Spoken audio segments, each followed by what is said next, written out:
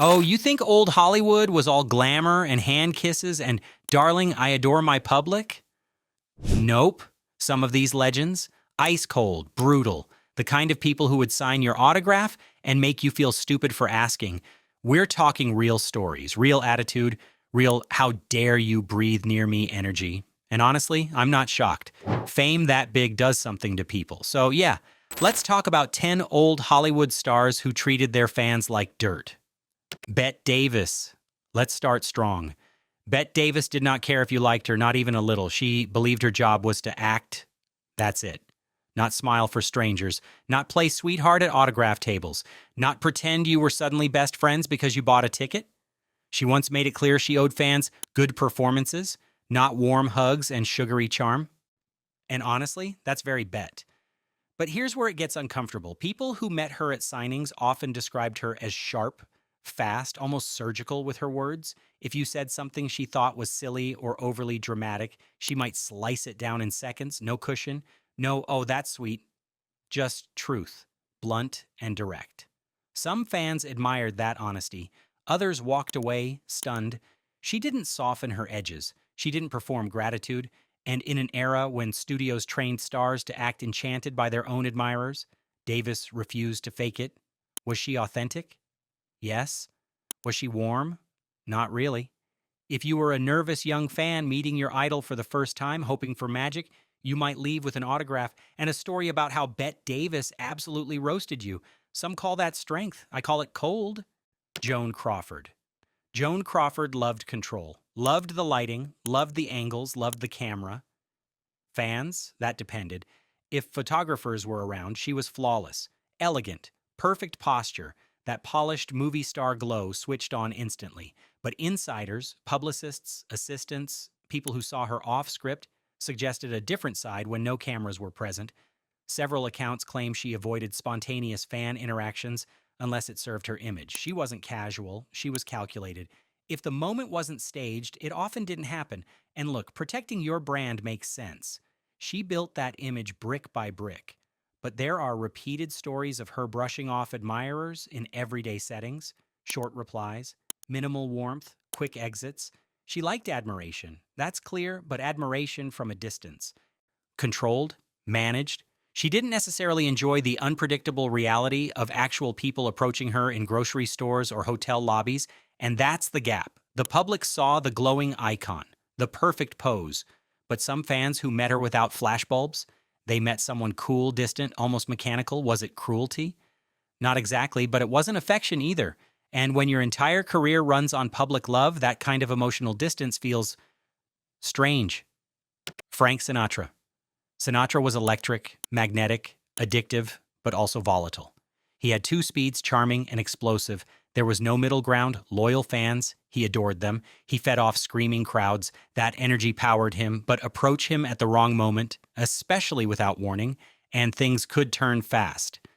There are documented incidents of him snapping at autograph seekers, shoving photographers, even getting physical when he felt cornered. He hated feeling trapped, hated being swarmed, hated losing control of a situation.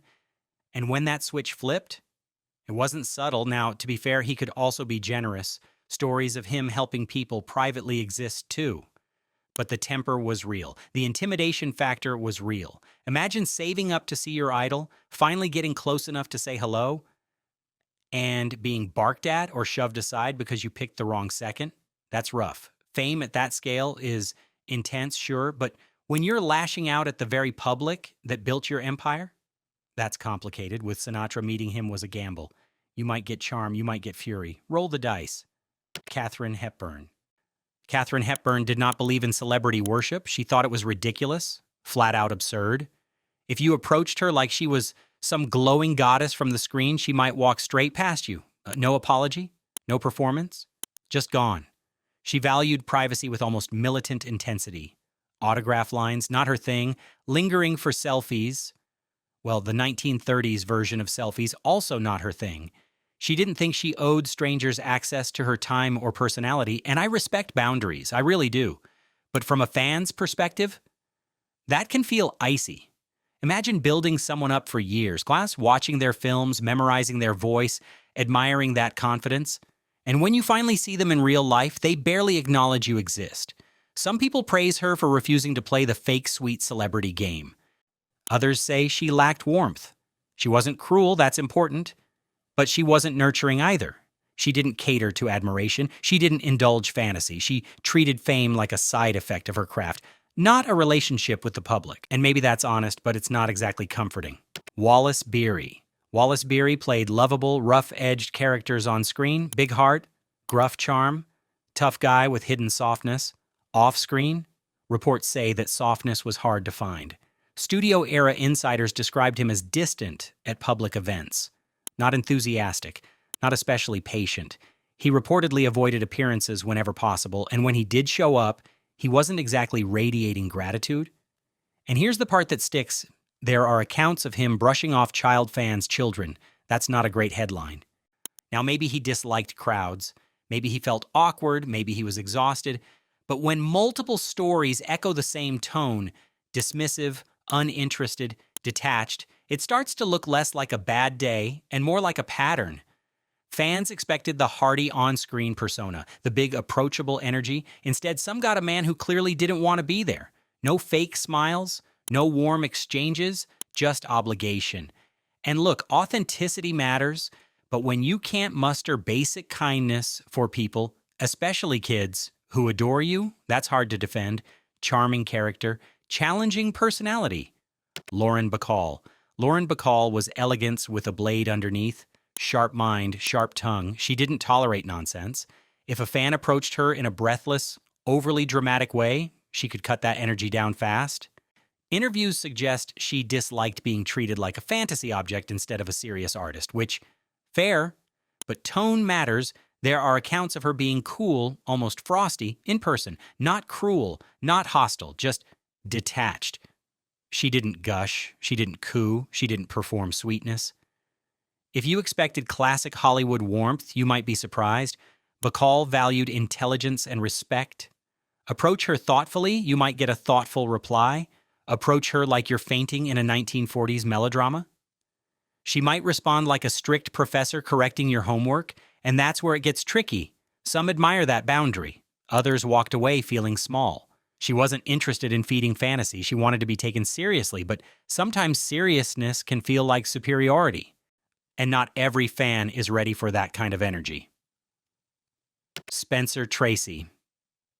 Spencer Tracy had a reputation for mood swings. That alone tells you something. Journalists and crew members noted he could be distant, irritable, hard to read. He wasn't big on publicity circuits, didn't love smiling for crowds, didn't enjoy the circus around fame. Fans who approached him without warning sometimes got clipped responses, short answers. That look, you know the one, that says, "Why are you talking to me?" Now he was a deeply serious actor, focused, private, maybe even uncomfortable with the spotlight beyond the work itself. But fans don't see it that way. They see someone they admire, someone they've watched for years, someone they helped turn into a star. And when that star reacts like you're an interruption, that stings. He wasn't known for explosive outbursts like some others, but he wasn't warm either, not consistently. And sometimes cold distance hurts more than loud anger. He didn't hate fans, he just didn't seem to want them near him, which in Hollywood terms is almost the same thing. Mae West. Mae West ran her world like a script. Every line, every glance, every interaction. And yes, that included fans. If you approached her correctly, polished, respectful, maybe even a little theatrical, she could be charming, but if you stumbled, if you were awkward, if you didn't match her rhythm, she could shut it down instantly. Conversations cut short, smiles gone, energy dropped. She liked admiration, but it had to follow her rules. There are stories of her being dismissive when admirers didn't meet her expectations. And that word, expectations, says a lot. She expected people to approach her almost as if auditioning. Confidence, absolutely. But sometimes that confidence drifted into condescension. Fans came expecting sass and sparkle, and sometimes they got that. Other times they got the feeling they'd been evaluated and failed. She controlled her image tightly. That's smart, but when control overrides kindness, it shows. Errol Flynn. Errol Flynn was adventure personified on screen, sword fights, smirks, swagger. Off screen, complicated. Biographies and first-hand accounts describe him as indifferent to fans outside official events, and if there were cameras, parties, or promotion involved, he could turn on the charm. But random admirers catching him midday, not ideal timing. He lived fast, hard drinking, constant motion, and patience wasn't always part of that package. Fans trying to grab a quick hello sometimes got brushed aside, ignored, or met with clear irritation. And here's the thing, when your entire brand is charm, people expect charm 24/7. But Flynn wasn't a 24/7 performance. He was unpredictable, restless, sometimes self-absorbed. He didn't go out of his way to nurture fan relationships. That wasn't his focus. He liked excitement, attention, applause, but one-on-one admiration? Not always. Sometimes he delivered that dazzling grin. Other times he delivered attitude. And you didn't always know which version you were getting. Edward G. Robinson. Edward G. Robinson surprises people on this list. Thoughtful actor, intelligent presence, serious craft. But multiple accounts suggest he could be impatient with persistent admirers. Theater staff and insiders noted he didn't enjoy lingering conversations with fans who hovered too long. He wasn't explosive, not dramatic, just brisk. Short responses, polite but clearly finished. Energy that said, "Time's up." He valued focus, discipline, professional boundaries. But fans don't approach their idols like scheduled appointments. They approach with excitement, nerves, big feelings. And when that energy meets cool efficiency, it can feel like rejection. He wasn't cruel, that matters, but he wasn't especially warm either.